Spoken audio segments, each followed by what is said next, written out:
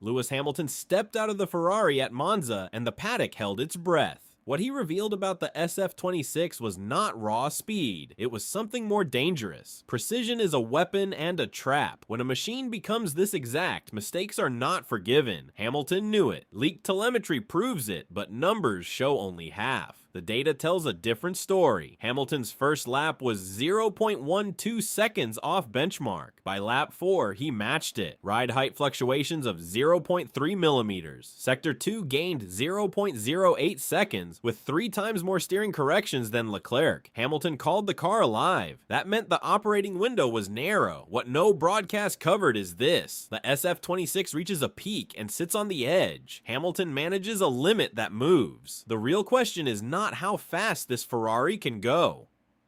And it is how often it stays there. That answer lies in unreleased data. What telemetry shows changes everything. Hamilton's radio contained a phrase engineers decoded as warning. Car is Alive was alert about a machine at the edge. Telemetry reveals a pattern no one expected. Hamilton's inputs were cleaner, yet the car responded with micro corrections. Each deviation cost 0.05 seconds. The real story hides in steering data. A Maranello engineer described what he saw. He is negotiating with the car. Hamilton made 3 times more steering adjustments than Leclerc, each correction under 2 degrees. But cumulative effect was a lap time on a knife edge. The new floor amplified every small change.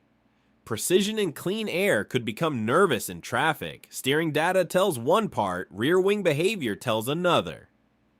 When the rotating system engaged, balance shifted in ways only Hamilton could feel. Telemetry shows a 2% drop in rear slip angle at actuation. Perfect timing meant perfect grip. A 15 millisecond delay changed everything. Hamilton sensed that window. That understanding leads to the most controversial piece of this upgrade. The rotating rear wing returned because Ferrari believed they fixed what broke at Monza. That system failed at 340 kilometers per hour. Engineers reworked hydraulic actuation. Hamilton's laps proved otherwise. Not in speed, but in how the car behaved during transition. That behavior points to a deeper challenge. Former Ferrari aero engineer Marco Adami analyzed the concept. Active aero is sound, but actuation latency remains the killer variable. When the wing rotates, it changes the wake, creating advantage in dirty air, but transition lasts just 0.02 seconds. Balance shifts in that window. Hamilton felt it. That reveals the true test. If the wing works perfectly, Ferrari gains 0.15 seconds on straights. That could decide close battles, but if it fails under race load, consequences retirement costing 25 championship points. That math changes everything. Hamilton understands that risk. His feedback was about trust when pressure mounts. That question leads to how his style must adapt. Lewis Hamilton drives with a signature built over 2 decades. Smooth inputs, late apex focus. That defined his Mercedes dominance. The SF26 asks for different. Aggressive front rotation, aero reacting to ride height under 0.5 millimeters. Hamilton felt that mismatch.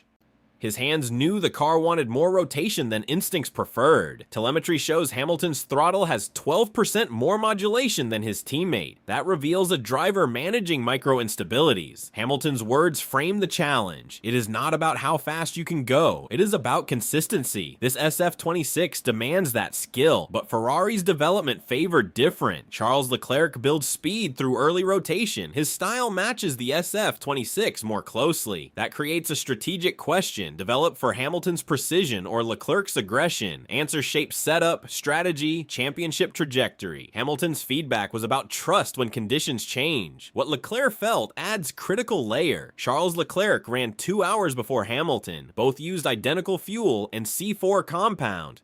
Yet feedback painted different pictures. Leclerc warned the machine wanted more rotation than instincts demanded. Setup sheets tell clearer story. Leclerc preferred -1 click on front anti-roll bar. Hamilton chose +2. That 3-click difference shows driver sensitivity. On long runs, Leclerc's degradation was 8% lower. That points to style-preserving rubber better. The new floor shines into high-speed corners like Parabolica. Those are Leclerc's zones. If Leclerc extracts consistent pace pace, he becomes development reference. That reshapes internal dynamics for both drivers. Hamilton's precision and Leclerc's aggression are two keys to one machine. Ferrari must synthesize both into one philosophy. Championship implications extend beyond Monza. Next section reveals how these insights translate into points and risk.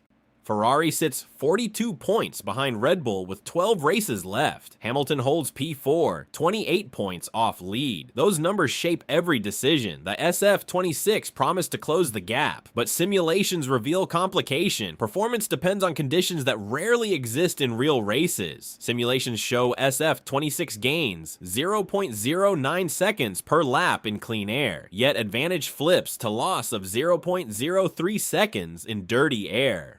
Aero sensitivity creates strategic vulnerability. McLaren's stable platform lets drivers attack in traffic. Ferrari demands clean conditions. That dynamic could decide battles and points. The rotating wing adds failure points. Historical data suggests 12% higher retirement risk. One DNF costs 25 championship points. Upgrade could swing title fight by 43 points over 3 races.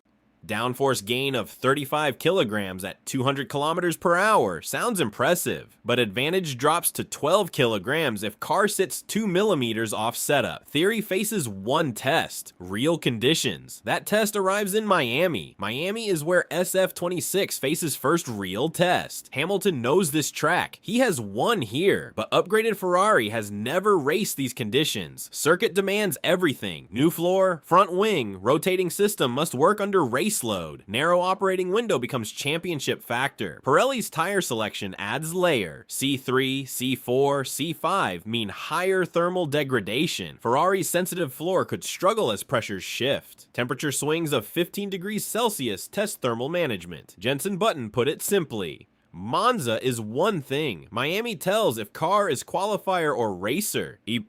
That number is lap time delta between stint 1 and 3. If Hamilton stays within 0.1 seconds of testing pace, narrow window concern fades. If drop exceeds 0.3 seconds, Ferrari faces consistency problem. Strong Miami pulls Ferrari within 15 points of Red Bull. Poor result ends title hopes. Monza told part. Miami reveals rest. What data shows about trust leads to final truth. Hamilton's feedback was never about raw pace. It was margin for error separating fast car from contender. SF26 delivers speed when variables align, but alignment lasts only while conditions stay perfect. Data quantifies what Hamilton felt. Predictability sits 18% behind Red Bull, yet improves 2.1% per cycle. Progress alone does not win titles. Frederic Vasseur framed the challenge: not chasing perfect lap, chasing perfect race. Consistency gain of 0.1 seconds per lap equals 12 seconds over race. Gap decides P2 versus P5, separates 18 points from 10. If Ferrari widens window by 30% before Imola, both attack without hesitation. If not, they manage car. For Tifosi and Hamilton supporters, this blends patience with potential. Car is not perfect, but evolves in real time with two sharp minds guiding. Question shifts from what Ferrari built to what they sustain.